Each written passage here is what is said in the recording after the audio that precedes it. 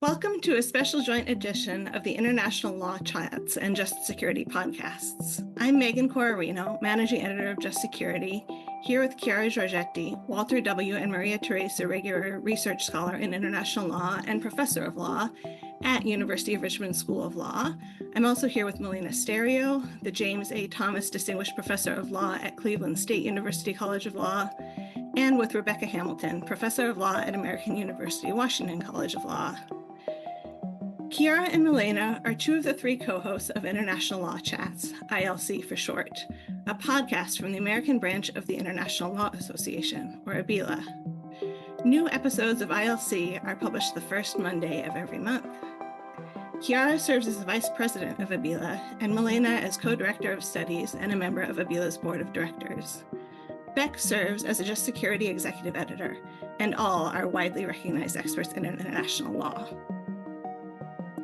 We're here today at the end of ABILA's International Law Weekend, where the theme was Crisis as Catalyst in International Law.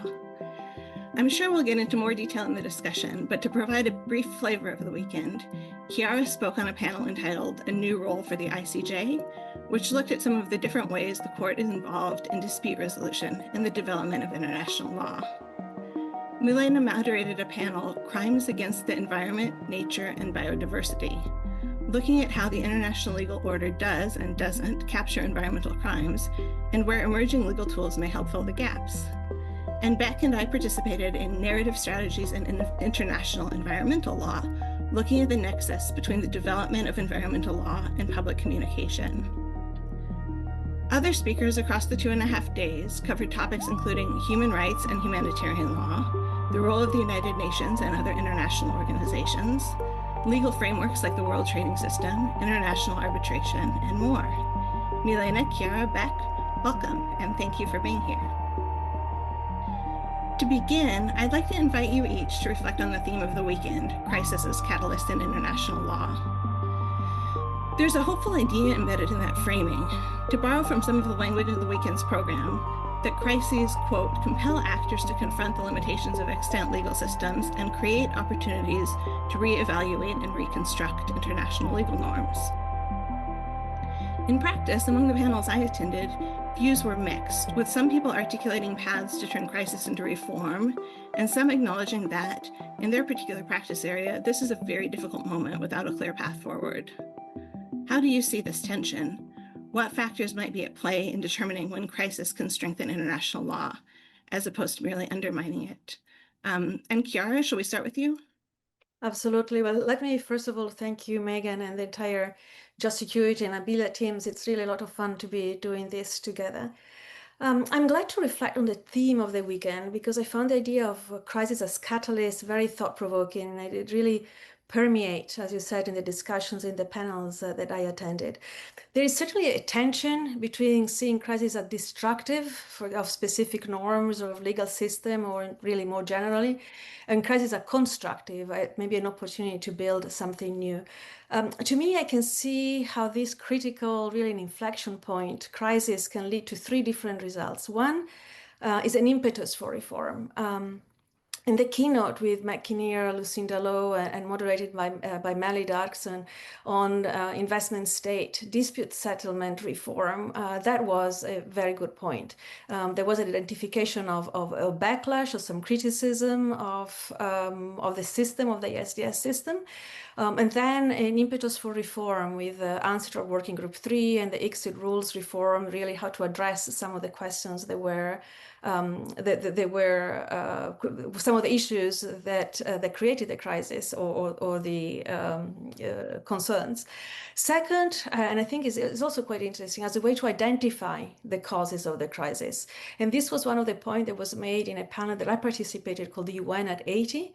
And I think the point was made that we always say that veto is one of the issue, a very important issue for the United Nations, and the idea of the Security Council inability to perform its role. But what I think the panelists were saying there is that it's not only the veto, but the entire role of the P5 in the Charter that should be addressed. So the fact, for example, of elections or the issues of the amendments. So really identifying identify the causes of the crisis to understand maybe how to resolve it. And then third, as a way to identify ways to overcome or maybe walk around the crisis. For example, the panel that I participated in was focused on the new role of the International Court of Justice. And here it's quite interesting because the International Court of Justice has expanded its role, both in terms of advisory opinions on very topical and timely international legal issues, of course, climate change, but also more recently, also humanitarian access, and also in contentious cases, both in terms of numbers, but also on the issues, on the matters that the ICJ has been asked to resolve, for example, issues pertaining to the use of force, but also on the kind of obligations, so erga omnes partes obligation or issues of jus cogens. And the idea of high level of participation, right? Why all these countries and state members participate and use the International Court of Justice more, and also in advisory opinions. So I think this is interesting, these three ways, and in some, just as a catalyst can spark a reaction or an inhibitor can slow it, the response to a crisis in international law may vary, both in pace and form. Each path transforms the system in its own way. I think it is important to recognize these differences and transformation, and also look for maybe unexpected or different reactions on how to address these crises. Great, thank you. Back over to you. Thanks. It's so great to be in conversation with all of you. So, I mean, I should preface all my remarks by saying I'm inherently an optimist. But it is absolutely true that we see sort of forward movement in international law through moments of crisis. And whether that's a good thing or a bad thing, I think we can have a conversation about. But, you know, we get new custom when old custom is broken. We get treaties when states hit the point where there's really no alternative but to come together in order to try to address a problem. And the bar for that is usually pretty high. It is also true, though, when we look at sort of the international order over the past century, we see that system-wide change happening only after a world war, right? World War I, League of Nations, World War II, UN Charter. So, you know, let us hope we don't need to get to World War III level of destruction before we address the problems that are there with the current system. And I think, you know, that my only pushback on the framing of the weekend is crisis implies something new. There are degrees of this which is new, but for a lot of states, and for, I think more importantly, many human beings within those states, this system hasn't been working for them for a very long time, in some cases forever, right? And so international law from their perspective has always been in crisis. What is different, I think, in this moment is that up until now, you have had the hegemonic power in the system at least seeking to uphold it. The panel that I attended on crimes against humanity, Tom Dannenbaum laid this out beautifully in terms of what it means for 3 out of the 5 members of the P5, but the US in particular, to be undermining such a core principle as Article 2.4 of the Charter in such a brazen fashion. This sort of imperviousness to shame and a total disregard for even attempting to justify actions. When we think about the strikes that are happening on sea vessels outside, you know, in the territory of foreign states or in international waters, not even an interest in engaging in the question of how this might be justified with respect to international law. And so if you don't have even those hegemonic powers within the system interested in sustaining the current order, that is a significant shift, right? And so, the interesting question, and one of the things that I loved about the weekend, because there was the spark of promise at different moments, is can everyone who has been pointing out the flaws within the current system, pointing out the mismatch between the P5 that we have and the world as it is it possible to seize this moment to build a new system that actually does better? Or are we going to see a collapse of the old while replicating those power dynamics just in a new form? Great. Thank you, Beck. Milena? It's also such a pleasure to be here. So thank you so much for putting all of this together. So first of all, let me start by saying that ultimately I agree with everything that Chiara and Beck have already stated, but let me just add a few more points. Like Beck Hamilton, I'm also an optimist, and I do believe that each crisis also presents an opportunity to challenge international law in a constructive way, but also to push for the development of new norms or to push for the tweaking of the existing ones if that's necessary. And so one issue that was discussed at several panels that Chiara already mentioned was the Security Council's ongoing paralysis and the possibility of either imposing legal limits on the use of the veto or the possibility of turning to the General Assembly under the Uniting for Peace mechanism or in other constructive ways. Another issue that's a crisis that was discussed at multiple panels was the environment, the ongoing issues related to climate change, the rising of sea levels, the melting of glaciers, etc. All tremendous crises. But as was discussed at multiple panels during International Law Weekend, we are witnessing an incredible moment where various civil and criminal law mechanisms and tools are being considered and developed to address the environmental crisis. And we may be witnessing a coming together of sorts where international law becomes incredibly useful, coming from different jurisdictions, different courts, different sources of law, different actions by various international organizations, bodies, state and non-state actors. And so as Winston Churchill famously stated, never let a good crisis go to waste. I do think that the ongoing crisis presents a tremendous opportunity to appropriately respond using all the various tools that we have within the international law toolkit, but also to attempt to reform, redefine, reinterpret international law if that is necessary. Great, thank you. Milena, a phrase that you used was people coming together, and this was, of course, a gathering of international lawyers. There was an undercurrent throughout, it seemed like, of the question, what is my role in the world at the moment? And a number of the panels dealt with that explicitly or implicitly, looking at the responsibilities of law firms, of civil society, of international organizations, of lawyers themselves. There were also many law students and impressive emerging scholars present who must be thinking about what the role of an international lawyer is going to look like a decade or more from now. What do you all see as the role of international lawyers today? And as professors, what sort of advice would you give to people who are starting or thinking about starting a career in international law right now? And shall we go in reverse order? And Milena, start with you. Sure. So let me actually address your latter point or question about younger people pursuing careers in international law. I do think that because we're in a time of crisis, especially here in the United States, some younger folks may be discouraged from pursuing a career in international law. But I would seriously urge them to reconsider this decision. As was mentioned before, there have already been crises in international law. This is not the first one. And I do believe that international law has always found a way to emerge stronger and better. And this goes to definitely my nature as an optimist. But I do believe in international law, and I do believe that international law will be able to, sort of overcome in some ways the current ongoing crises.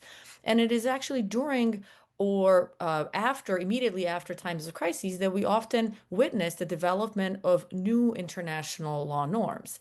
During crises, though, is when we need new voices, student voices, activism in international law. This is precisely when we need concentrated, significant efforts and action to support international law, to raise awareness about international law, to say international law truly matters. So instead of deciding not to pursue a career in international law, for all of our younger listeners, I think you should go for it. I think we increasingly need international law in the future and currently to address ongoing crises such as the environment, such as the misuse of force, to counter authoritarianism, to counter regimes which tend to misuse or ignore international law. But international law cannot practice itself. We actually need lawyers and people to use it, to apply, to continue to proclaim its value. And so I would say, don't discount international law. Your voices will continue to be valuable. We need you. We need those new voices. Come join us in this field of international law. Great, thank you. Beck?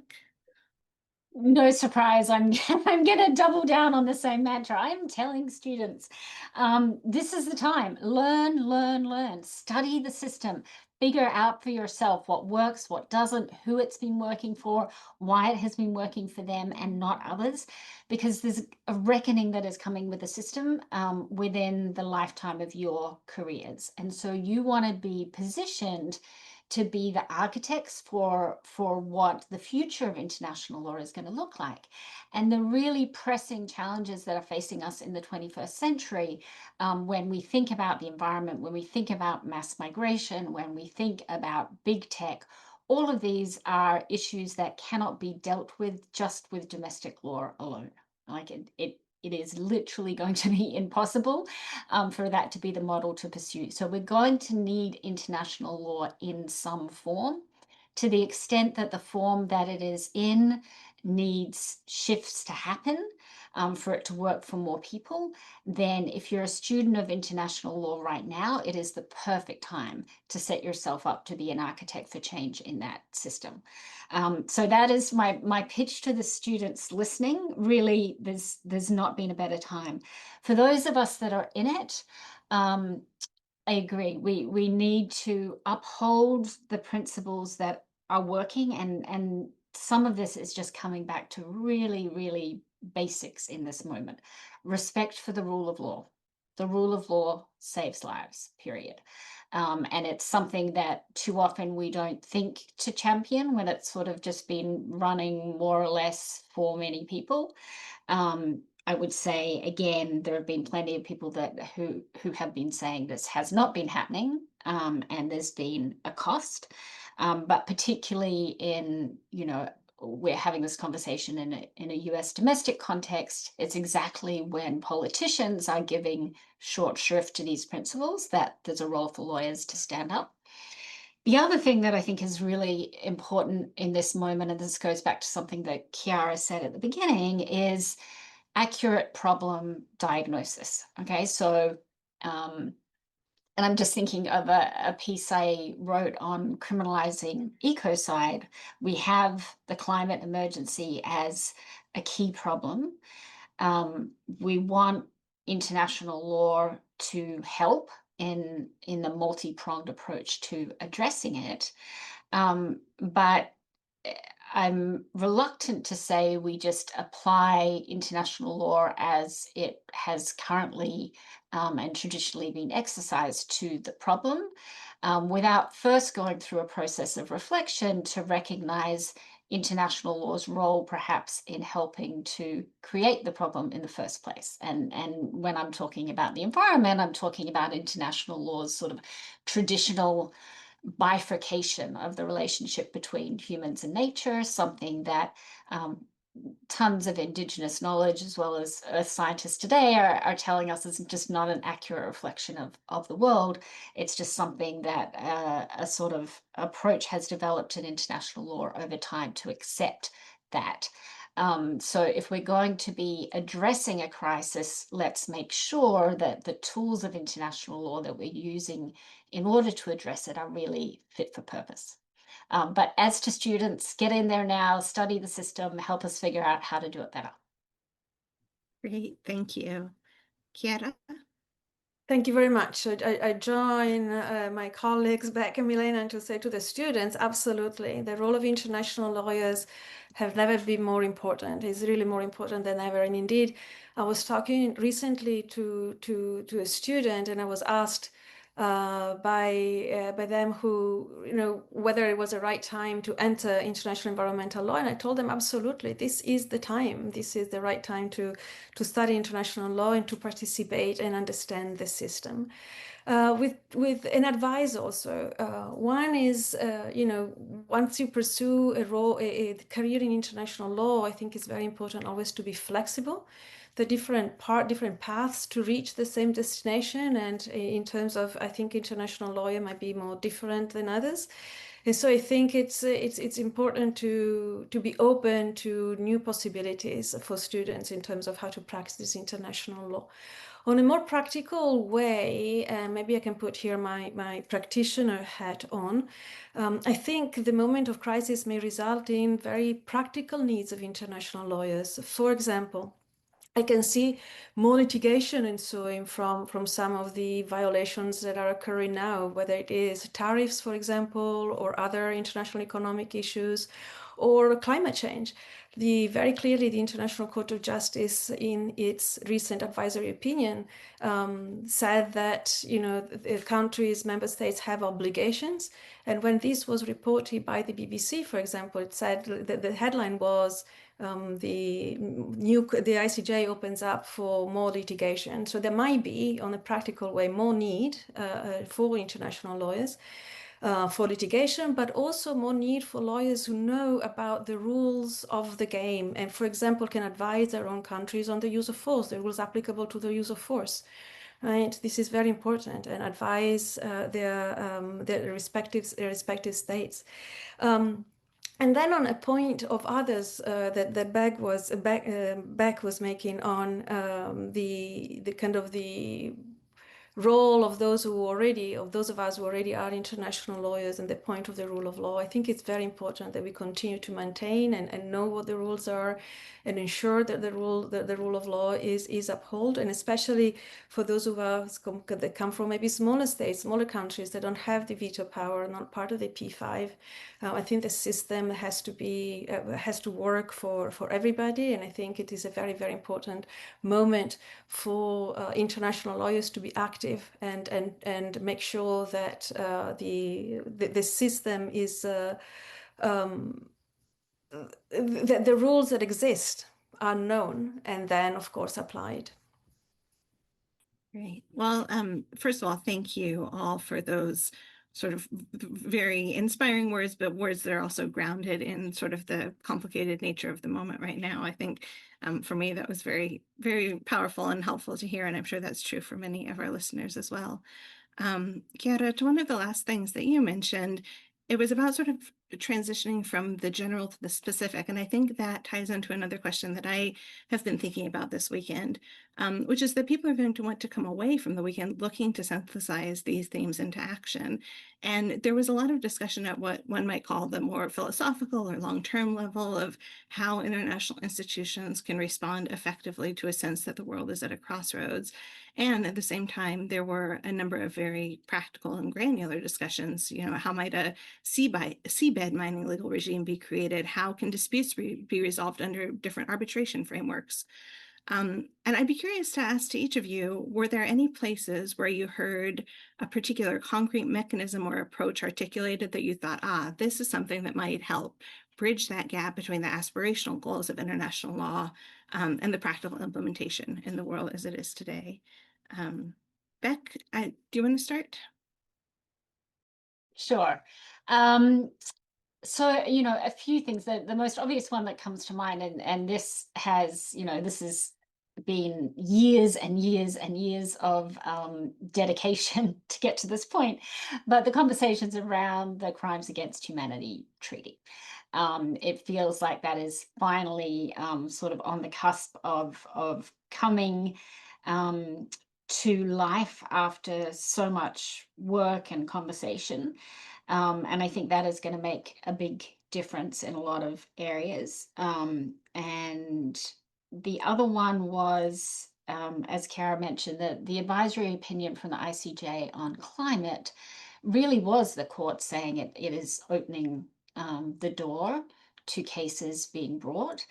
And I had just come off a previous conference in Aotearoa, New Zealand, on adaptation futures with a whole lot of Pacific youth who have been such leaders in this space, and hearing how they're thinking about how to translate that advisory opinion, although formally not binding, extremely powerful, into the advocacy that they're doing and the conversations around understanding. And I think this is something international lawyers have a much better sense of than certainly US domestic lawyers, that getting a good court decision is the start of a process, not the end of a process.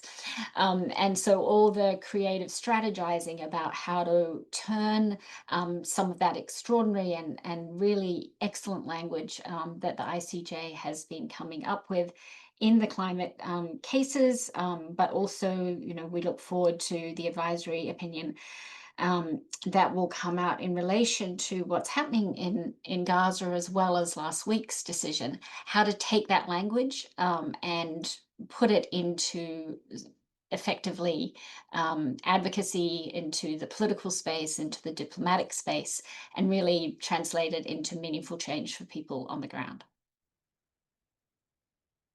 Great, thank you. Milena?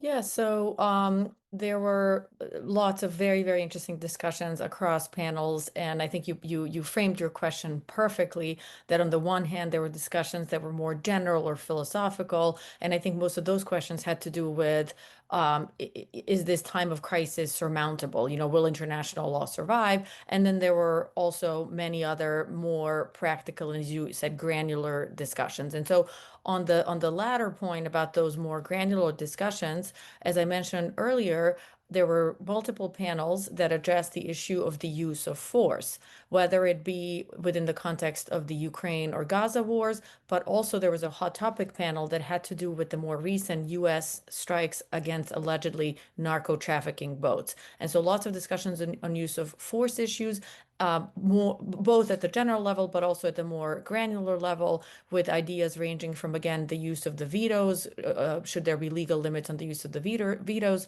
but also more granular ideas about how to resort to the General Assembly or perhaps other mechanisms that were traditionally not empowered with handling those use of force issues in the wake of the ongoing Security Council paralysis.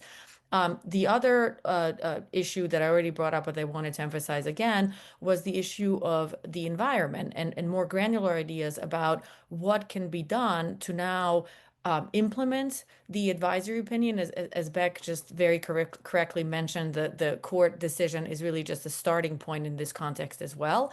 So there were discussions about continuing to use what I would call parallel proceedings at various tribunals, both on the civil side and the criminal side, to essentially force state and non-state actors into compliance with this idea that they need to do more to protect the environment. Specific ideas about, for example, using the ongoing treaty negotiations in the context of the Crimes Against Humanity draft treaty. Those treaty negotiations have been taking place over the past several years. And so continuing to use those treaty negotiations to insert more robust provisions into the draft treaty that had to do with protecting the environment, that have to do with, sort of establishing that there is a crime against humanity that has to do with harming the environment. Also using some other treaty and soft law instruments, such as, for example, the Palermo Protocol, which has to do with transnational crimes, to also include in their provisions that have to do with environmental protection.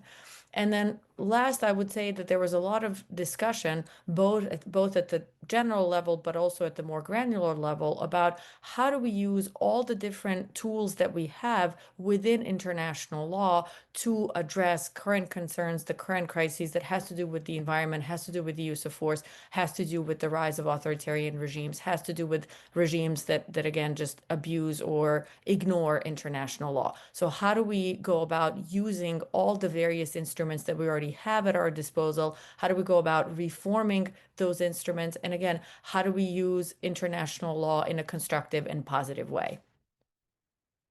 Great, thank you. Chiara? Thank you very much. I really love this question. It's a very interesting one because, of course, we go to this conference to discuss the theory, but at the end, we really want practical things. And indeed, I heard a lot of very practical discussions on how to address the problems that we have identified. And I'm kind of a practical person myself, so I really liked all of these. I would like to point out a couple. One is, again, as I mentioned before on the keynote on ISDS, and this is quite interesting because in Working Group 3 reform issues on ISDS, the ancestral reform process.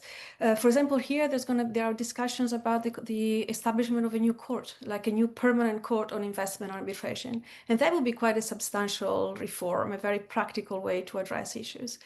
The other one, and this has been mentioned already, coming from the advisory opinion on climate change. Now, this is not only litigation, but in a very more practical way, there is now a draft General Assembly resolution that's been circulated. I haven't seen it, but I can't wait to see it. And I think it's been drafted by Vanuatu at the moment on how to implement the advisory opinion, very specific steps on how to implement it. Other issues, other practical discussions, maybe I've been reminded of on the Security Council, for example, the veto initiative. That was very much prompted by Liechtenstein, that requires the P5, when they use the veto, to come to the General Assembly and essentially explain why they used it. Now, this is again an explanation on why and a way to address the issue of the veto. And also has others have mentioned, as Milena mentioned, also on the crimes against humanity, amendments. Now there's a process of treaty negotiations, and there's specific amendments that can be discussed and can be proposed to the treaty negotiators. And one last thing, one important thing, I think. Now the ILW, the International Law Weekend, is organized to coincide with International Law Week. And International Law Week is the week where all the legal advisors from different capitals come to the United Nations and discuss issues. And there were several legal advisors that came to International Law Weekend and engaged in the discussions. I think they will have a very practical effect in translating the discussions that we've had into their discussions in a very practical way on the sixth committee this week, and can ignite, like in a sparkle, just to continue maybe with a chemistry metaphor, new ideas and how to implement these ideas in a very practical way. Great, thank you. Thank you all for those responses. And this has been such a rich discussion. Before we wrap up, I just wanted to kind of throw one last question out, which is beyond what we've already discussed. Was there any one moment that stood out to you as memorable from the weekend, or anything else that you're going to take away from it? Milena, shall we start with you? Well, what was really, I don't want to say memorable, but what was great to see was that every single conference room was filled to capacity. I ended up standing during multiple panels because I would get there like too late, sort of a few minutes after the panel has started. And literally the room would be filled to capacity with people standing in the back, standing on the side. Literally there were students standing in the hallway trying to sort of, peek in and hear in. And I think that's that's very powerful because it speaks to the fact that even with the fact that we have this ongoing crisis, students, everybody interested in international law who happen to be in New York City still believe in international law. If they didn't believe in international law, I don't think that they would be attending all these panels in International Law Weekend, particularly when it involved standing for about 90 minutes in a super, full and pretty hot room, right? So that speaks to the power of international law, and it speaks to this interest that we all still have in international law. So I think for all of us here, it goes back to my prior point about students, younger professionals, don't give up on international law, continue to practice international law. We need you. The best we can do is to, again, continue to use all the tools that we have at our disposal and continue to try to improve and enforce international law. Great, thank you. Beck, over to you. I would absolutely echo that. I think, part of the joy of the weekend was just the sense of, everyone gathering together and highly, highly engaged. I think it's clear for people for whom even those people that perhaps international law has been a theoretical exercise in the past, the stakes have become much more concrete, even for those people. There's a sense of urgency and necessity. And so that sense of coming together to try to figure out how to handle this moment was kind of the nourishment that my soul needed as much as anything else. And the only other thing, and Megan, this sort of comes off our panel because we were talking about public narratives, public facing narratives. And as much as it's wonderful to gather international lawyers and students of international law and have those conversations ourselves, I truly believe that if international law is going to thrive, it also involves bringing in a broader group and the public at large, and thinking about how those public narratives around why international law actually matters to individuals in their day-to-day lives is one of the many pressing and important tasks for us to be working on in the current period. Yeah, very much agree. Chiara? Thank you very much. I agree with what was said before. What I thought was very interesting is as soon as you enter into the Fordham building, which is a beautiful building, by the way, you could really feel the energy, right? Energized community, and we could see the community of international lawyers, and I felt a very strong sense of community, but also of service. And I thought that was very interesting. We were all there together to discuss international law, to address the crisis, but also to find solution. And I'm reminded, of course, of Oscar Schacht's the idea of the invisible college of law, you know, the description of this informal but influential network of international lawyers that include all of us, include scholars, governmental advisors, legal practitioners, and of course students who share these ideas about international law and the process and the shape, the development of international law. And so I think this is very impactful. I think it's quite interesting. You can see the impact some of them we mentioned already, the negotiation on the Crimes Against Humanity Treaty, on climate change, obligation of Israel, and the advisory opinion that came out just last week on the obligation of Israel and the advisory opinion.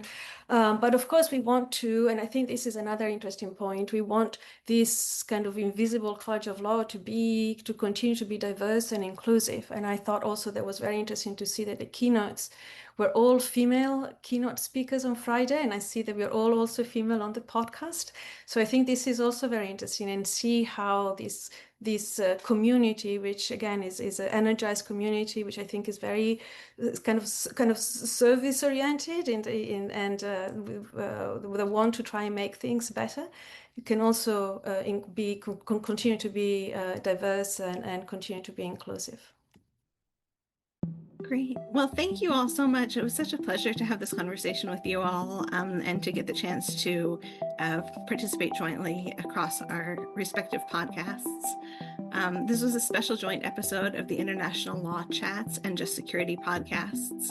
I'm Megan Corrarino and was joined with many thanks by Professors Beck Hamilton, Milena Sterio, and Chiara Giorgetti. This episode was produced by Freya Doughty Wagner on behalf of International Law Chats, with help from Maya Neer and Pooja Shah at Just Security. Just Security is hosting a series of written articles in connection with International Law Weekend, with more forthcoming over the coming days and weeks. You can read these and other expert analyses of cutting-edge international law issues, including by each of today's fantastic podcast participants, on our website. If you enjoyed this episode, please give both podcasts a 5-star rating on Apple Podcasts or wherever you listen.